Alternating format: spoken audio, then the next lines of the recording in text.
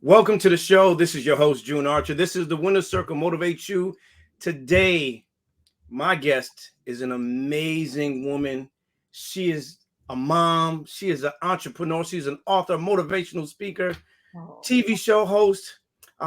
There's so many things I could say about this young lady, but I'll just say she is every woman. Ladies and gentlemen, please welcome to the show, Miss Tabitha Brown. Oh, Welcome to the thank show. Sis. you. How are you today? I am very well, honey. Thank you for that. Man, All right. man, look at that smile. Let me tell you something. I have been watching your videos, and to see that smile, I don't know how anyone could watch their YouTube, watch their Instagram or TikTok and see you and not want to smile. So I want to say thank you for that. But I also want to ask you, how have you and your family been doing throughout this pandemic? We have been doing amazing. First, thank you for that. Thank you for the compliment. I've been amazing. I've been very busy during the pandemic. Okay. I feel like the Lord said, you know what, I'm gonna put the world on pause, but I'm gonna put you right in front, and you're gonna have to show up. And I was obedient to that.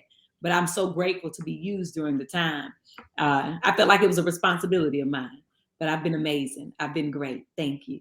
And let me ask you, you have been doing these videos, having so much fun. What Yeah. has been your inspiration and your motivation to do these videos, to get into people's homes on their devices, to pretty much change their lives, change their perspective? What was the motivation behind that? Well, it first started, I started doing videos in 2017, and that was only after I had a dream while I was sick and saw myself on a show. And the screen was very small, so I didn't understand it. And I was like, well, Lord, I'm an actress, but I wasn't auditioning really at the time because I'd been so sick. And my dreams have always come to pass or shown me things. And so I woke up and I prayed. I said, Lord, now I didn't see myself on the show. What is that? And I heard a voice in prayer that said, start doing videos. And I was like, oh, no, I ain't going to do that, honey, because I thought I was too good. Okay, that was my thinking. And the voice again said, start doing videos. And I was like, why would I do videos? As an actress, we don't do videos. That's kind of like a rule that goes around in Hollywood. And I was obedient. And so I started doing the videos. And first I started doing them just talking about the, funny stories I used to tell on stage when I used to do stand-up. And then when I went on the vegan journey and decided I'm gonna be vegan, that same voice whispered in my ear and said, now tell people what you're eating. And so I was like, oh Lord, I gotta start telling people I'm going vegan. They're gonna think I'd have lost my mind. This whole black woman honey shaved her head off, her hair off, and she ain't eat no meat, and she from the country. And again, I was obedient. So I started doing the videos, and soon after that, I would always do inspiration anyway. And so I started doing inspirational videos. And I went viral. My first video went viral back in December of 2017, eating a sandwich in my car at TTLA. And that is what kind of took me into this whole new career path. And then last year, of course, I got on TikTok. And my daughter had told me to get on there. And I thought, girl, I ain't get on there with them kids. Them kids don't want me on no TikTok. But she was right. They did, right? And I started reading the comments. And we were entering into the pandemic at the same time. And people's comments were saying, oh my God, her voice feels like a warm hug, or it helps with my anxiety, or the things that she said, feel like a mom or a sister or a friend that I wish I had. And so I started looking at it as a responsibility. And I decided, you know what, these people need this. And I'm going to show up for them every day during the pandemic, whether it is through inspiration, whether it's a recipe, and make it funny so that they can just have a moment where they come outside of themselves, And I did that every single day. I did those videos for the last year, and I had to. It was just part of the assignment, I feel. But I wouldn't change it for the world, and it really changed my life. As much as people say I helped them or change their life, they all helped me too. So we Now, help each for the person who is going through something, you just mentioned and shared with us that during this time you were sick when you got that message. other. And sometimes we block our own blessings, right? How Mhm. important is it to listen to what I like to call those road signs along the way, whether it is, a higher power speaking to you, or it's your daughter sharing a message with you, or your Yeah. husband or spouse? Like, how important is it to pay attention, to make sure you're not blocking your blessings, especially when you feel like there's no way out, right? And we're losing people at a rate that is amazing to me. Yeah. How does one pay attention to the road signs and not block their blessings? You have to be open. right? You have to be open. I always tell people I had got to such a dark, low place. Don't wait until you're in that place before you start being open to allowing others to help you, right? For those lifelines to come. Because a lot of times you get a lifeline and you won't take it. And then you wonder why you're suffering. But God's like, I keep sending you lifelines and you denying them, right?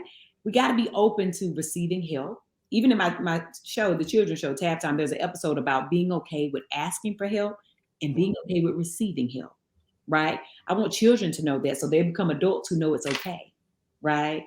Yes. It's so important. We all need that, and it's okay. It's okay, you know, to get help from people that just may change your life, right? If I thought that I was too good to listen to my daughter, I'd have never watched What the Hell. She's the one who came home from school and said, Mama, we saw a documentary at school today. You should watch it. And I said, well, honey, first of all, ain't every day a teenager come home and tell you to watch a documentary. Pop the popcorn and let's see what's going on, right? Exactly. And so that's what made me go vegan. And then after that, she told me to get on TikTok. And I was like, girl, I don't know about that. And she kept saying, Mommy, listen, you could be like the TikTok mom. And I was like, me? Like, girl, these people, you know, but I was like, girl, let me just see what you're talking about. Let me try it. But had I not did that, the things that have happened would not have come to pass, right? It may have taken a different journey or a longer time. But I was like, okay, I'm not too good to get help from my child or others. And we have to be open to receiving that. Sometimes those lifelines don't look like what we expect them to look like. So we have to pay attention. Now, I'm going to tell you this, people don't know a lot about my eating. I have been meatless since 1995. I've been vegan for going on 8 years now. You wrote a book, Feeding the Soul. I want to ask you, Sister Tabitha, what is the biggest misconception about the vegan lifestyle?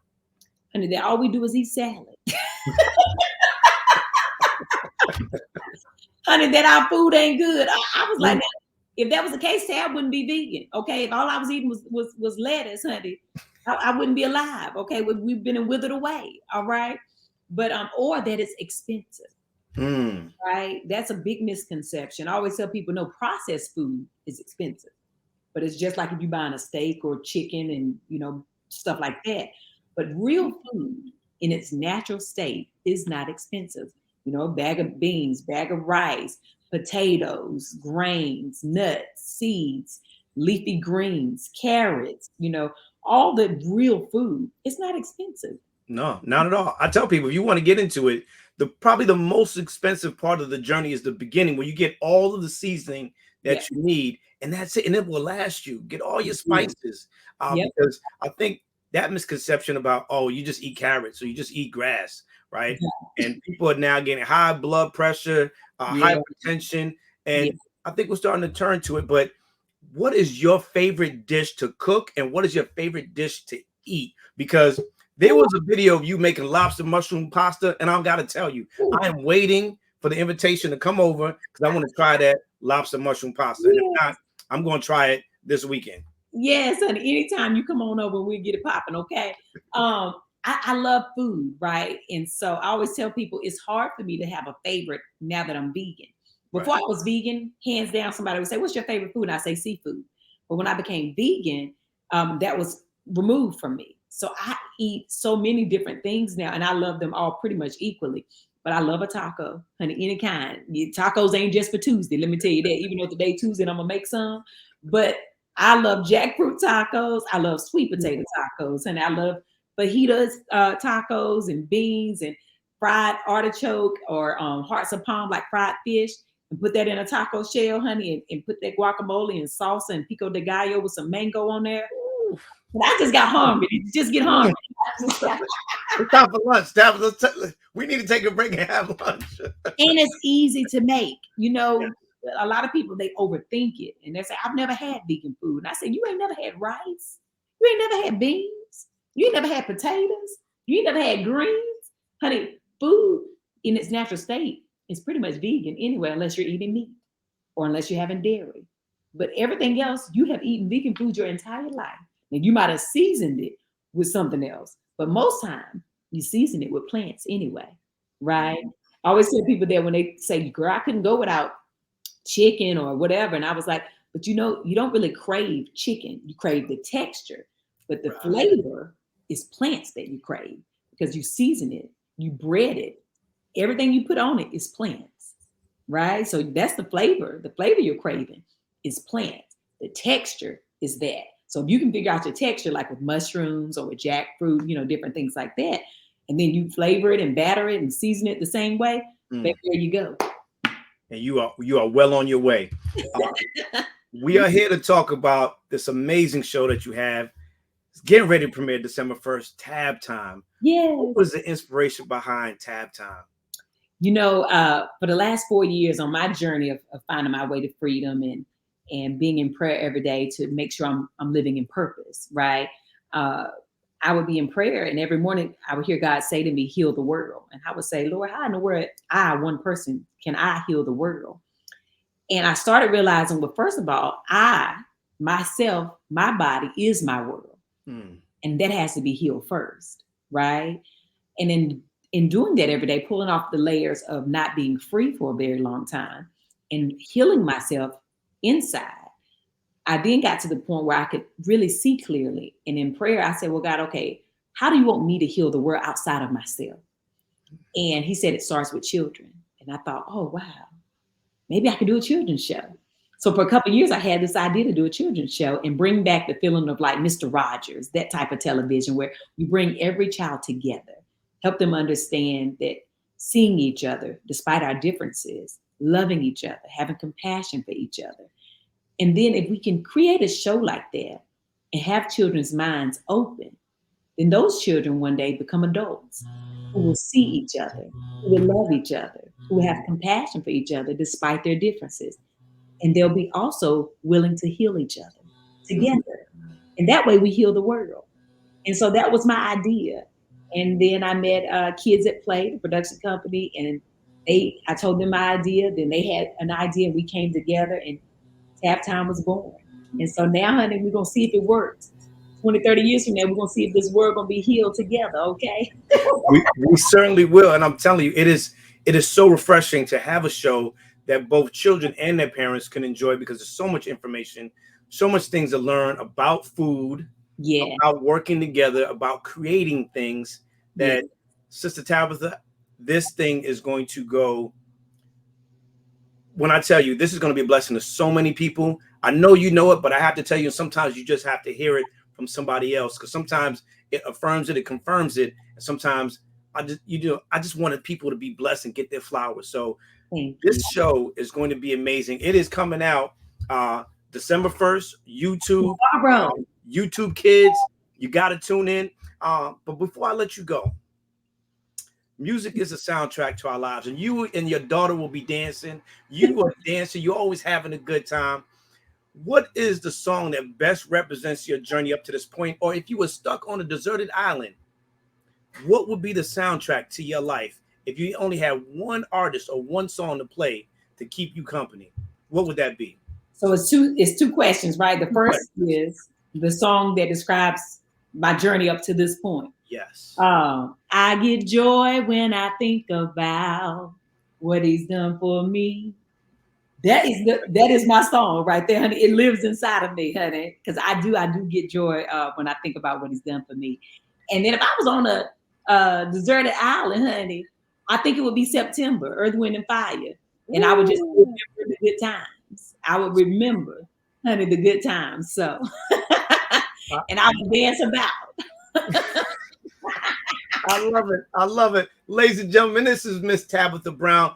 Tab Time premieres on YouTube Kids December 1st. You can also catch it on her YouTube channel. But listen to what she said. You got to remember the good times. And along this journey, take time to pay attention to the road signs so you don't block your blessings. You never know who they're going to come from. But when you get that dream and that inspiration, it is yours and yours only. Don't let anybody block your blessings. And make sure that you make your dreams come true, and tell somebody you love them. It may be the last time you have the opportunity to do so. Ms. Tabitha, where can we find you and where can we follow you? Absolutely. Thank you so much again. On Instagram, Facebook, YouTube, I am Tabitha Brown. And of course, I have to tell you, honey, thank you for having me. And until the next time, honey, everybody, y'all go about y'all business, all right? Have the most amazing day. But even if you can't have a good one, don't you dare go messing up nobody else's hen. I love you. God bless you, hun. And you know what? I love you, sis. And listen, I'm gonna send you a DM for my invitation because I want that lobster mushroom pasta. Thank y'all for tuning in. This is June Archer for the Winner Circle. God bless y'all. Peace. Thank you.